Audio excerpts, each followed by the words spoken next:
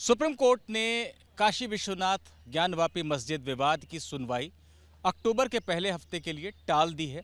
साथ ही साथ मस्जिद परिसर में जो शिवलिंग मिला है उसकी पूजा करने या उसकी कार्बन डेटिंग करा के उसकी प्राचीनता का पता लगाने की जो मांग थी उसे भी सुनने से मना किया है और कहा है कि सारी बातें ज़िला जज के कोर्ट में ही हो सकती हैं।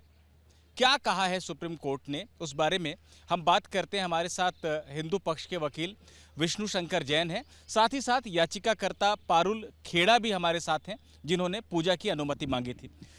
विष्णु जी, बहुत सारी बातें आज कोर्ट में हुई लेकिन कोर्ट ने तो कुछ सुना नहीं, कहा कि हम अक्टूबर के पहले हफ्ते में सुनेंगे, ऐसा क्यों?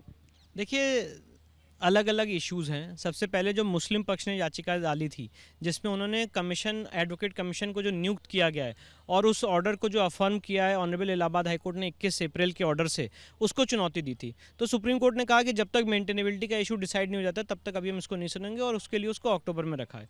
जो हमने मांग की थी कार्बन डेटिंग की, और जो व्यास परिवार की तरफ से पिटीशन फाइल की गई थी कि वहाँ पर सेक्शन 3 का उल्लंघन किया गया है और उसको मेनटेन रखा जाए, वो पिटीशन भी सुप्रीम कोर्ट ने कहा कि इसको भी आप ट्रायल कोर्ट के सामने रेज कर सकते हैं। और हमारे जो सीनियर थे हरिशंकर जैन साहब, इस ऑब्जर्वेशन के लाइट में उन्होंने उसको विड्रॉ कर लिया है और अब ये सारे इश्यूज ट्रायल कोर्ट के सामने रेज किए जाएंगे। यानी विष्णु शंकर जैन हमें ये बता रहे हैं कि जो मेंटेनेबिलिटी का, यानी हिंदू पक्ष की जो पूरी याचिका है जो निचली अदालत में चल रही है वो मेंटेनेबल ही नहीं है, सुनवाई के लायक ही नहीं है। ये जो विरोध मुस्लिम पक्ष ने किया है अंजुमन इंतज़ामिया मस्जिद कमेटी ने, उस पर चूंकि सुनवाई अभी ज़िला जज की कोर्ट में चल रही है, इसलिए सुप्रीम कोर्ट ने कहा कि पहले उसे चलने दिया जाए, हम अक्टूबर के पहले हफ्ते में देखेंगे। लेकिन याचिकाकर्ता पारुल खेड़ा हमारे साथ है, उनसे पूछते हैं। पारुल जी, क्या मांग की थी आप लोगों ने? पूजा की मांग की थी, क्या आधार बनाया था और क्या क्या मांगा था? जी, हमने यही मांगा था कि एएसआई सर्वे से हमारी जांच हो, डिपार्टमेंट के थ्रू कार्बन डेटिंग और जीपीआर सर्वे के थ्रू हमें पता चले वो शिवलिंग कैसा है, कितना पुराना है, उसका अर्घ कितना है, ताकि ये पता चल जाए कि वो हमारे ज्योतिर्लिंग हैं, जो सबसे पहले ज्योतिर्लिंग है हमारे 12 ज्योतिर्लिंग में से हमारे आराध्य, हमें पूजा का अधिकार मिले, ना कि उसे कुछ फुआरा कहा कर वहाँ पे वजू कर उनका अपमान किया जाए। तो हम चाहते हैं हमें अधिकार मिले पूजा करने का, और हम चाहते हैं हम ट्रस्ट को जो है उसका पोजेशन मिले उस शिवलिंग का, और हमें पूजा के सारे राइट्स मिले। लेकिन सुप्रीम कोर्ट ने आज सुनने से ही मना कर दिया, कहा कि जो भी कहना है जाके जिला जज की कोर्ट में कहिए, और वहां तो अभी मेंटेनेबिलिटी का सवाल चल रहा है। तो आप लोग थोड़े निराश हैं इस बात से कि कोर्ट ने सुना नहीं है आपकी बात? नहीं, हम निराश नहीं, हम जाएंगे, हम निचली अदालत में जाएंगे। देखिए, ये बहुत लंबी लड़ाई है, ये आज की लड़ाई नहीं है, ये बहुत बरसों से चली आ रही लड़ाई है, और सदियों से हम ये देखते आ रहे हैं कि उस शिवलिंग के साथ क्या क्या हो रहा है, कितना उस शिवलिंग ने कितना कुछ सहा है। तो हम चाहते हैं कि ये जल्दी हो, ये तो हम सभी हिंदू धर्म के लोग चाहते ही हैं कि इसकी जल्द सुनवाई हो, और हमारी यही उम्मीद है कि ट्रायल कोर्ट भी जल्द से जल्द फैसला दे। विष्णु, एक और बात बताइए हमको। एक तो राजेश मणि त्रिपाठी की याचिका थी जो जल चढ़ाना और पूजा करने की मांग कर रहे थे। एक पारुल खेड़ा और 7 महिलाओं की याचिका थी जिसमें कार्बन डेटिंग की बात कही गई थी। एक व्यास परिवार की भी याचिका थी जो ये बता रहा है कि तहखाने पर उसका नियंत्रण था 5 दिसंबर 1992 से पहले। ये क्या बात है और क्या सुप्रीम कोर्ट ने इसे सुना?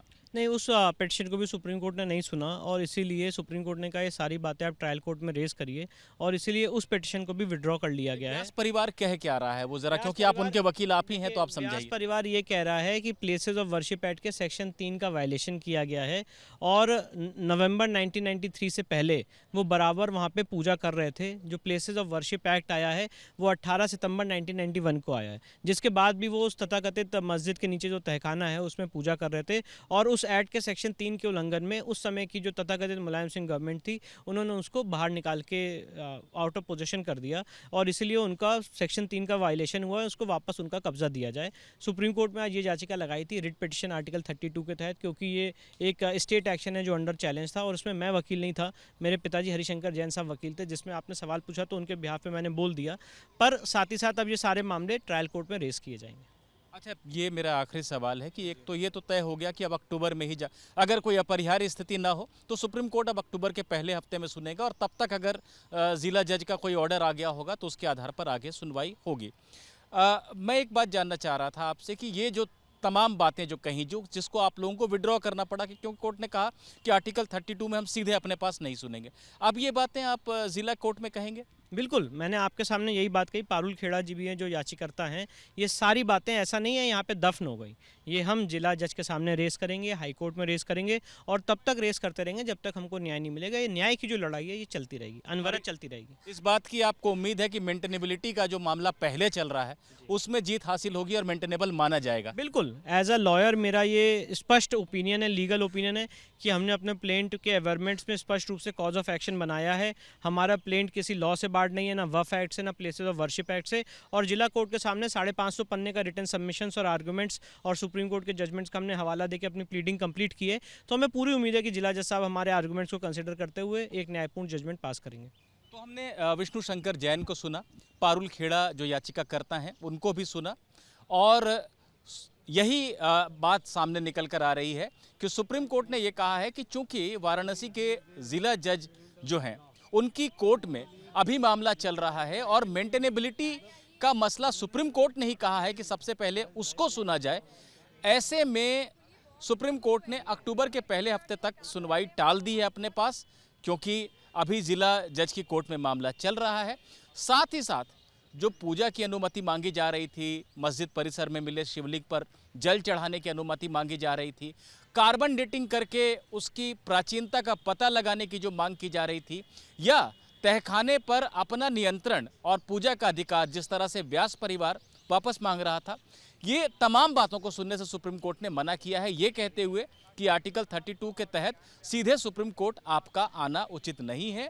अभी वाराणसी की कोर्ट में मामला चल रहा है, आपको जो भी कहना है आप वहां कह सकते हैं। निपुण सहगल, एबीपी न्यूज़, दिल्ली।